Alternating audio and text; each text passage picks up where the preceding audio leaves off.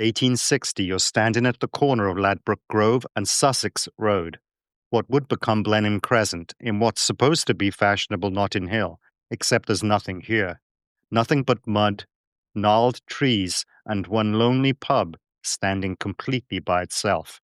The Ladbroke Association quotes an 1860 press article describing it as the only building in a dreary waste of mud and stunted trees. The 1890s Survey of London on British History Online, BHO, tells us the developer built the pub first, went bankrupt, and it just sat there for years. That pub is still there today, still serving pints. Welcome to Publicity, London by Pub. This is Andy, your British expat, broadcasting from Miami.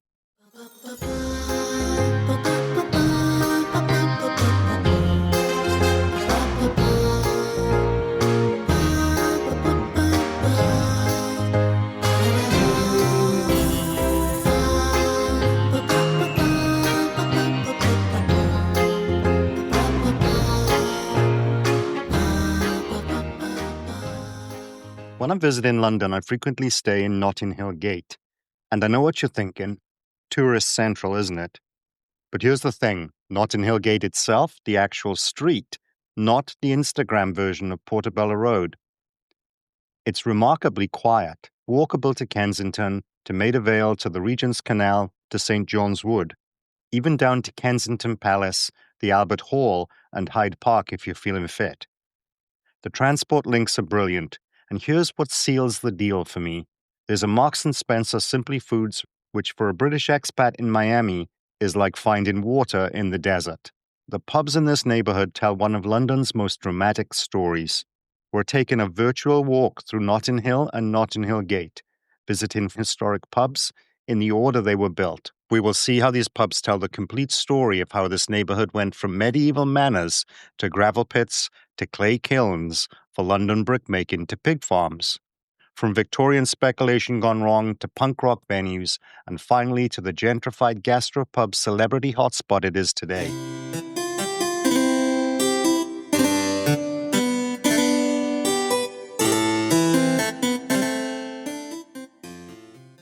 Act 1. Origins and Rural Beginnings. First, some context, since we need to understand what Notting Hill means. BHO tells us the name first appears in 1356 as Nottinghall, believed to be Saxon, meaning Sea Otter's Hill, the hill belonging to a chieftain named Sea Otter. Henry VIII's court records reference a manor called Notin Barons, alias Kensington, in the parish of Paddington. This was an actual medieval estate that belonged to the De Vere family, the Earls of Oxford, then passed to William, Marquis of Berkeley in 1488, then to Lord Burleigh. Yes, there is an actual hill. BHO tells us the summit sits at Ladbroke Grove and Kensington Park Gardens. Fast forward to 1750, the area is known by a completely different name, Kensington Gravel Pits. This is where we find our first pub.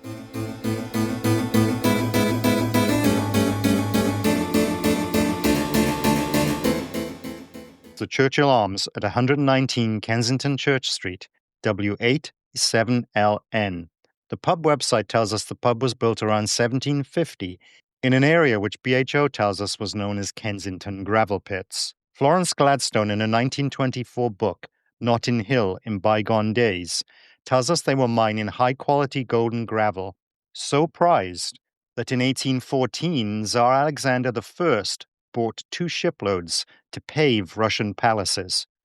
BHO tells us Edward Orme held the gravel lease and became wealthy. You can still see it in street names: Moscow Road, St. Petersburg Place, Orme Square, all commemorating the gravel trade with Russia. In 1675, this area was described as a long but discontinued village, a straggling hamlet off of the Uxbridge Road, the main highway from London to Oxford. You had gravel workers, wealthy Londoners seeking healthy air, and temporary residents. Notable people lived here. Dean Swift had lodgings in 1712. The Earl of Craven had a house that Queen Anne borrowed as a nursery. Legend tells us that in 1750, there's this little tavern originally called Church on the Hill. That's the Churchill Arms. The building is small, and its location on Kensington Church Street A narrow twisting lane lay off of the main parallel east-west highways, so it would not have been a coaching inn, as some tourist guides claim. The Churchill Arms was likely a tavern built for local gravel workers. BHO continues to tell us that between 1800 and the 1830s, Kensington gravel pits became a bohemian artists' colony. Painters were attracted by clean air, cheap rents, and picturesque subjects. Key residents included Augustus Wall Colcott, William Mulready, John Linnell, who painted the gravel pits capturing workers extracted material. Around 1840, the name Kensington Gravel Pits disappears, replaced by Notting Hill and Notting Hill Gate. The pits were filled in and built over.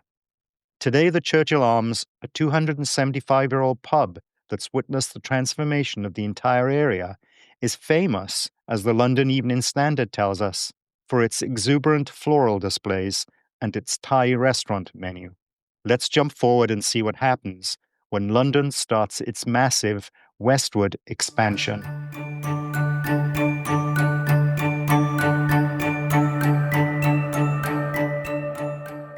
Act 2. Early Urbanization, Georgian Era.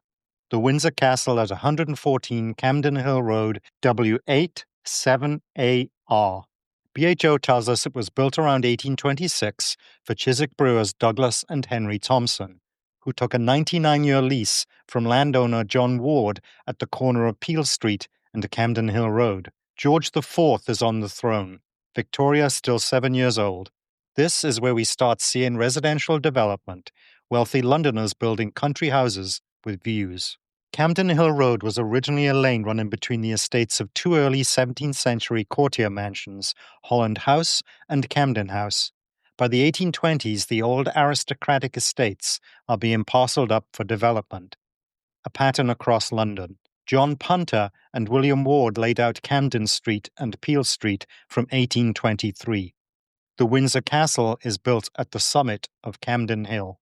Legend says it's named because on clear days you could see Windsor Castle's towers from the upper floor. True? Or just excellent branding? The pub's customer base evolved with the neighborhood, from gravel pit workers to farmers driving livestock to Hyde Park for market day. Historic England tells us the original building was basic, typical late Georgian pub architecture, stock brick with stucco facing and a Welsh slate roof.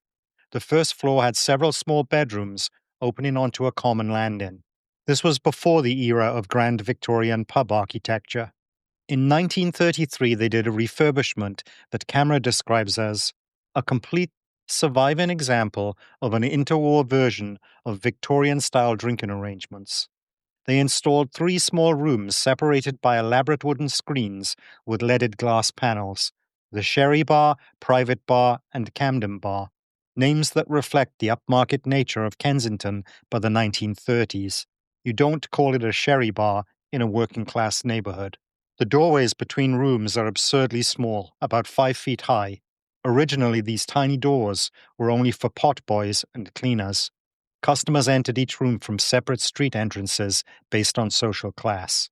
The 1933 refit created that old English aesthetic popular in interwar pub design: wood paneling, fixed seating, bar counters with raked matchboard paneling, arts and crafts door furniture.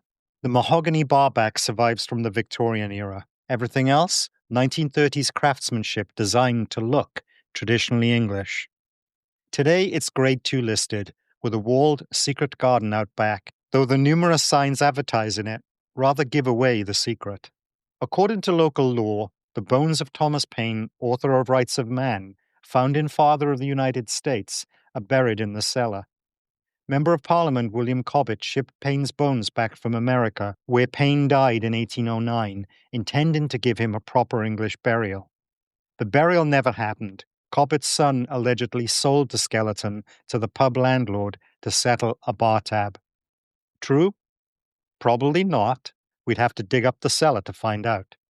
Let's jump to 1841, because that's when BHO tells us James Weller Ladbroke begins the speculative development of his 170-acre estate, and Victorian developers discover the magic formula: always build the pub first.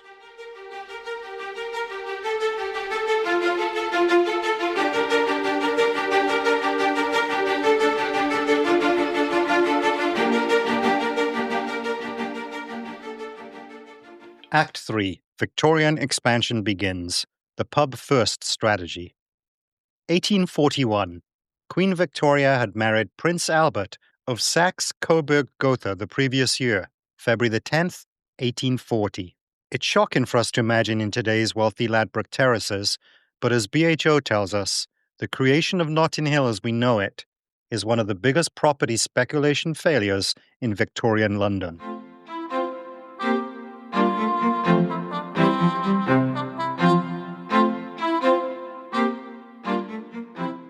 The Prince Albert at 11 Pembridge Road, W11 3HQ, built 1841 and originally addressed as 4 Portobello Terrace. James Weller Ladbroke, the estate owner, had signed an agreement with developer William Chadwick in 1840 to develop the area around the intersection of Ladbroke Road and Kensington Park Road. Chadwick begins by constructing a pub, making himself the first licensee. This is strategic. Building a pub first accomplishes 2 things. Immediate income. A pub generates cash flow from day one, while you're still building houses that take months or years to sell. Recovering labor costs. You pay your construction workers, they spend their wages on beer at your pub. The Ladbroke Association notes that developers often began by building a pub at the end of a planned new terrace, the pub serving both as a place for their site office and as a means of relieving their workmen of their wages. The Prince Albert was also a hotel. Census returns from the 19th century show numerous barmaids and servants living on the premises. Victorian pubs in developing areas typically function as hotels, meeting places, even de facto post offices, or message centers. The Prince Albert was a working-class pub serving the people who were actually building the grand houses of the Ladbroke estate. The Ladbroke Association continues. In 1855, the Chartist leader Fergus O'Connor died in poverty in Notting Hill. The Chartists were the radical working-class political movement of the 1830s and 40s, demanding voting rights for all men, secret ballots, and parliamentary reform. Admirers gathered at the Prince Albert to follow the coffin to Kensal Green Cemetery, where an oration was given by a working man. This marks a moment of political defiance, using the pub as the gathering point. The Prince Albert at 1841 represents the beginning of the Ladbroke estate development. Let's see what else is happening around the Prince Albert during the late 1840s to early 1850s.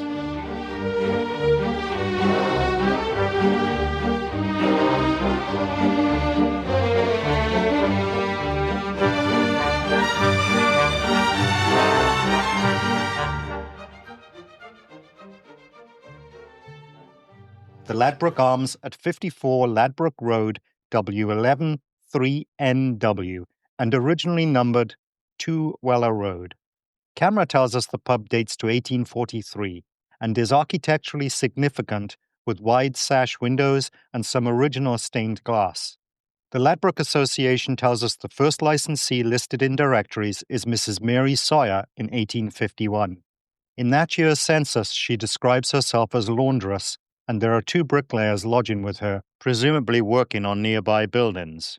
Legend says the pub was once owned by Lord Ladbroke, who lost it at poker. Today, the Ladbroke Arms is a successful gastropub that's won the Rosette Award for Culinary Excellence 3 years running. The Mitre at 40 Holland Park Avenue, formerly 10 Notting Hill Terrace, W11 3QY, opened with its original building in 1844.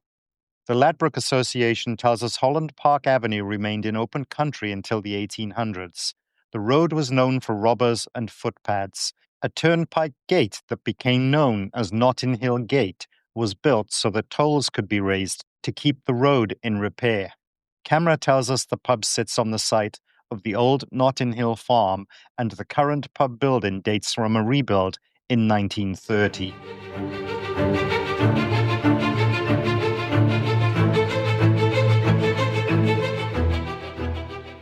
The Sun in Splendor at 7 Portobello Road, W11 3DA, right at the corner with Pembridge Road. Camera dates the pub to 1852. The pub has a distinctive curved blue and yellow frontage. It's named after the badge of Edward IV, the Yorkist king during the Wars of the Roses. Battlefield's Hub tells us on the morning of the Battle of Mortimer's Cross, February the 2nd, 1461, Edward's army witnessed a parhelion, an atmospheric phenomenon where ice crystals in the atmosphere create the appearance of multiple suns in the sky. The Yorkist soldiers saw 3 suns and panicked, thinking it was a bad omen. Alison Weir, in her 2009 book, Lancaster and York, The Wars of the Roses, tells us Edward declared it was a sign of victory. He also interpreted it as representing the 3 sons of York, himself and his brothers George and Richard. The entire Yorkist army sank to its knees in prayer. Edward won the battle and adopted the sun in splendor as his personal heraldic badge. Camera tells us the sun in splendor had a 3D model of the sun with rays on the roof. It was destroyed in a violent storm around 1900. BHO tells us census records show an occupancy pattern of barmaids, servants, potmen, and lodgers, typical of Victorian pubs operating as small hotels, employing significant staff. 1852 is important because that's when Portobello Road is actively transitioning from a rural lane to an urban street serving the wealthy residents of the Ladbroke Crescents under construction. Camera tells us the Sun in Splendor has won Evening Standard Pub of the Year 3 times. It's got elegant Victorian poles inside, original fixtures, and a secret garden in back.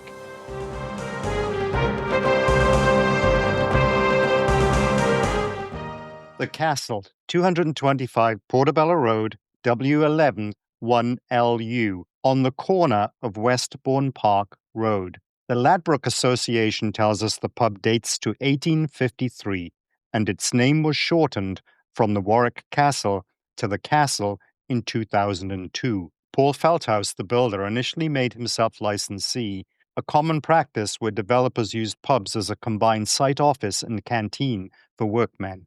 According to Florence Gladstone in her 1924 book, Notting Hill in Bygone Days, the pub is a successor of a small inn of the same name, and opposite the inn, across Portobello Lane, was a cattle pond at the edge of a field.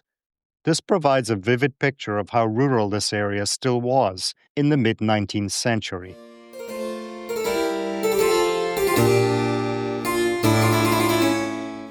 The Duke of Wellington at 179 Portobello Road, W11 2ED.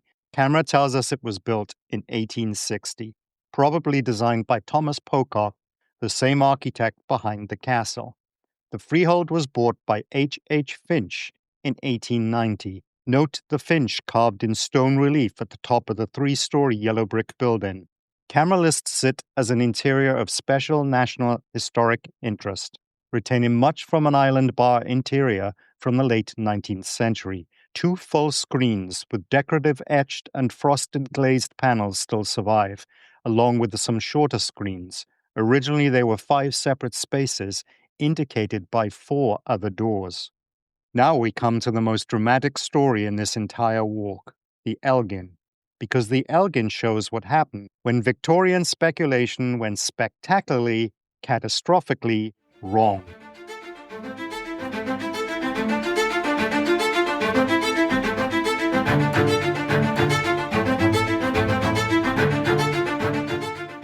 Act 4, Victorian Boom and Bust, The Lonely Pub. Shocking for us to imagine in today's wealthy Ladbroke terraces, but as BHO tells us, the creation of Notting Hill as we know it is one of the biggest property speculation failures in Victorian London. The key player is James Weller Ladbroke. In 1821, he inherited the Ladbroke estate, about 200 acres of farmland. The land had been in his family since 1540. Ladbroke's plan? Create a new Belgravia in West London, build grand houses in sweeping crescents, attract wealthy residents who wanted West End prestige with elevated countryside health benefits. He hired architect Thomas Allison in 1821. The centerpiece would be a huge, circular hippodrome racecourse, a Victorian racetrack at the center surrounded by concentric crescents, Ladbroke Grove, Stanley Crescent, Cornwall Crescent, and Lansdowne Crescent. According to legend, you'd watch the races from your drawing room windows. BHO continues. In 1837, the hippodrome opened. Complete disaster. The land was heavy clay with terrible drainage. When it rained, the track became muddy swamp. Horses couldn't run properly. Slopes were too steep. The grandstand was poorly designed. Wealthy Londoners did not show up. Working-class locals were the wrong sort. The Hippodrome closed permanently in 1841 after just 4 years. Ladbroke had already committed, however. Building started in the 1840s, plagued by problems. Clay soil meant drainage issues, no market for expensive houses, developers went bankrupt. Construction stopped and started, houses sat half-finished. The 1851 census reveals the disaster. Ladbroke Grove had just 44 residents. Cornwall Crescent and Lansdowne Crescent were barely occupied.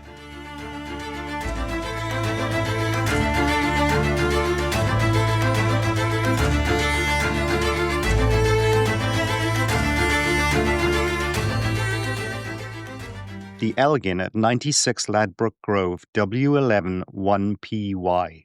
Remember that quote from the opening? The only building in a dreary waste of mud and stunted trees? That was the Elgin. The Ladbroke Association tells us the Elgin was built in 1855 by speculator Dr. Samuel Walker. Originally Lord Elgin, named after the Earl infamous for removing the Parthenon marble sculptures. In 1855, Dr. Walker went bankrupt. Building stopped. The pub stood alone amongst abandoned construction on a muddy hillside. Eventually, development resumed. By the late 1860s, houses were completed. In 1868, the pub was rebuilt in extraordinary Victorian gin palace design. Camera tells us it is Grade 2 listed. Interior, a Notting Hill riot of old and modern design with superb wooden bar fittings, ceramic tiling and etched glasswork and mirrors in carved wooden panels. A bar back of rare richness, embellished with delicate wood carving reminiscent of 17th century detailing. A frieze of bas-relief applies. Colored tile strips, gilded mirrors displaying foliage, hops, butterflies, and birds in flight.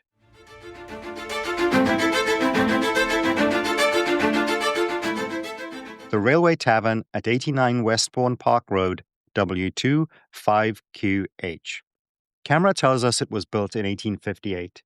Given its location and year of construction, I'm assuming this pub was named for the railways that were about to transform London. The Metropolitan Railway, the world's first underground railway, would open in 1863, running from Paddington to Farringdon. The Hammersmith and City Railway opened in 1864, with a station at Notting Hill, now called Ladbroke Grove. The Railway Tavern was just a basic working-class local, nothing architecturally special, nothing historically significant in the Victorian era. But keep it in mind, because this pub will feature later in our episode when we cover Notting Hill gentrifying.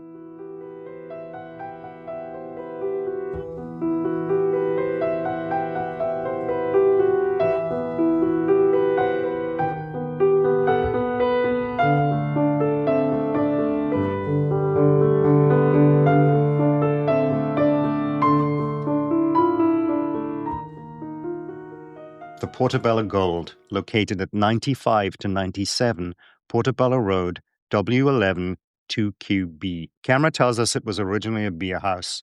Beer houses began popping up across London following the 1830 Beer House Act, which deregulated the sale of beer. For a modest few guineas, anyone could obtain a license to sell beer. And beer was often cheaper than milk, tea, or food. The Ladbroke Association tells us that by 1861, the building had become a beer house known as the Princess Alexandra, probably after Princess Alexandra of Denmark, who married the future King Edward VII in 1863. The building had to be rebuilt in the 1920s because it was slipping down the hill. Truman's Brewery purchased the neighboring house and demolished and rebuilt both in typical 1920s style with red brick facade and critole windows. Camera tells us in 2000, then President Bill Clinton decided on the spur of the moment to go on a quick, unscheduled stroll in the area. He stopped in at the Gold to the surprise of the drinkers at the bar.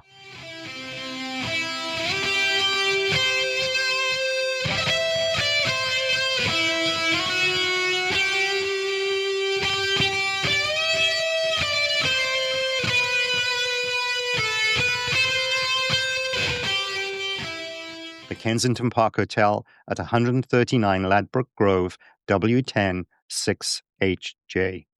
The Guardian newspaper reports the pub to have been built during the 1860s, catering to Irish labourers who built Notting Hill. The Ladbroke Association tells us that the pub dates from the 1860s, likely built in response to the opening of the new Hammersmith and City line, Ladbroke Grove tube station in 1864. Camera tells us it was built in the Kensington Italianate style and still has an attractive Victorian carved timber frontage in polished red granite.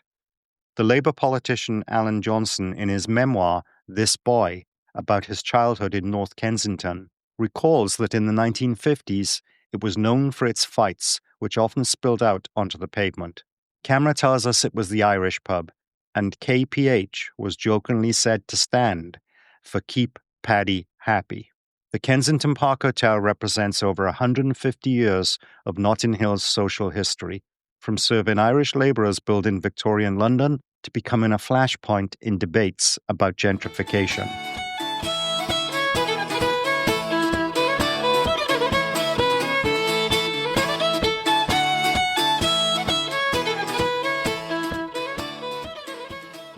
Act 5, 20th Century, Decline and Music. Website The Hill confirms that by the 1950s, Notting Hill is a slum.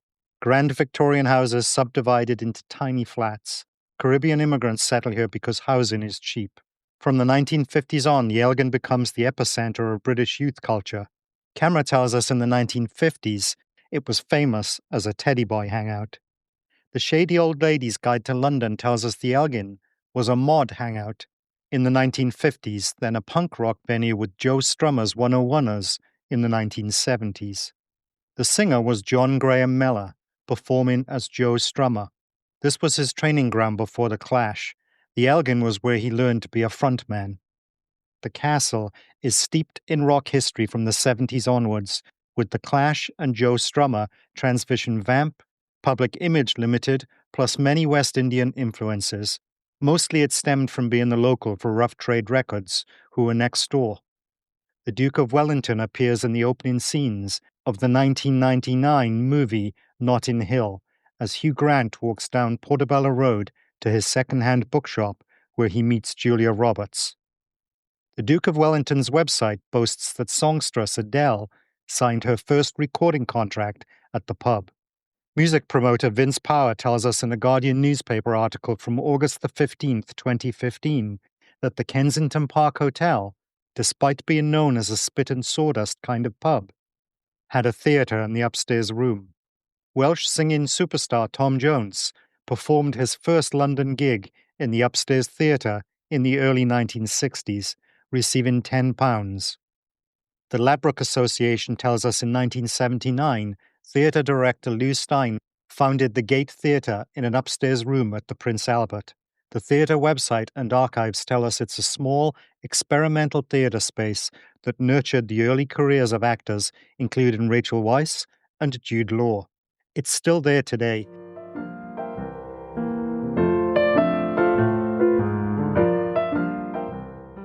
(1995).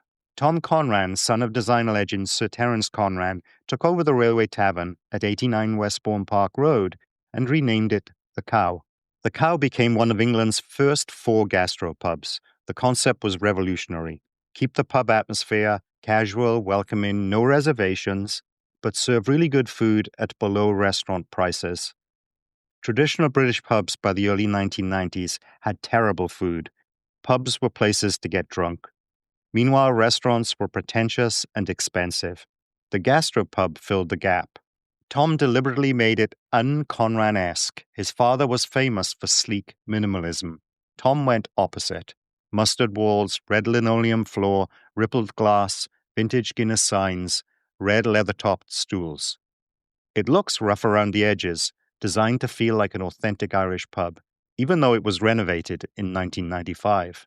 The Cow became famous for Guinness and oysters, a classic Irish combination. The impact was immediate. Evening Standard Pub of the Year commendation in 2000. Celebrity hotspot. It set a template. Hundreds of pubs across Britain copied the formula. Before we finish, since you've been so jolly and such a good audience for this very long walk through Notting Hill, and I also need to bring us back down to the tube station where we started, Notting Hill Gate, will you indulge me if I add just one more stop? It's not a pub, but its story parallels everything we've walked through.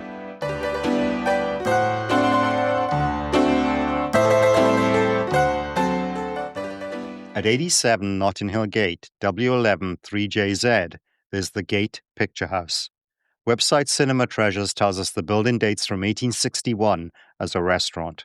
In 1879, it became the Golden Bells Hotel, the ground floor respectable, but upstairs operated as a brothel with around 150 gentlemen per day. In 1911, architect William Hancock converted it into the Electric Palace Cinema, one of Britain's first purpose-built cinemas. Working-class entertainment replacing Victorian vice. Time Out London tells us the building survived World War II bomb damage. In the 1970s and 80s, it became an art house cinema, attracting a different, more middle-class audience as Notting Hill gentrified. Historic England's Grade 2 listing entry tells us of its extraordinary interior. Original 1911 Edwardian features, including decorative plasterwork, Art Nouveau details, the curved auditorium with its ornate ceiling. Today, it's the Gate Picture House. Think about the parallel. Victorian brothel becomes working-class entertainment, survives war damage, transitions to art house as the neighborhood gentrifies, gets protected as heritage because of its Edwardian interior, becomes boutique experience.